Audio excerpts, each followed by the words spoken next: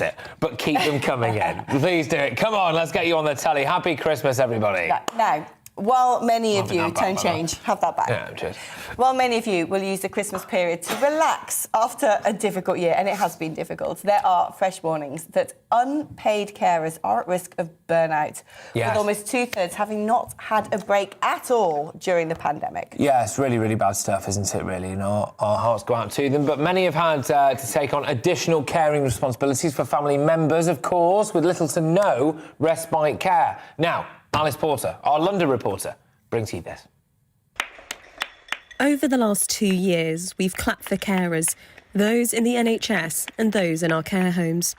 But there are more than 13 million unpaid carers across the UK, often working without any recognition. Vanessa Bowden is a full-time carer to her husband with MS and looks after her daughter with learning difficulties. I haven't had a holiday for 8 years, I think it is now. I think it's about 8 years since I last went on holiday. Christmas Day, I'll probably be up around 4 a.m. to get my husband sorted, ready for coming down the stairs. And that's like an hour and a half's job to get him sorted. That's even before I get onto the stairs. And then it's a good 45 minutes to get him actually down the stairs. James Townsend founded a company at the start of the pandemic, which provides online support for unpaid carers. They've reached 150,000 people, including Vanessa. Most carers primarily are just exhausted. The real challenge for Christmas is to try and make sure that you're keeping going with the things that you need to do every day, whilst combining that with the regular challenges of Christmas as well. So we're finding that bringing carers together online give them an opportunity to share those challenges with other people who recognise them, but also to lift each other up, share a bit of humour. That's a really key way to get through the Christmas period.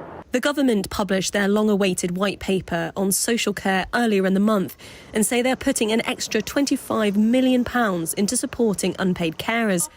But opposition MPs believe it doesn't go far enough. Unpaid carers have been pushed to the limit looking after the people they love. Almost half hadn't had a single break for 5 years, even before the pandemic struck.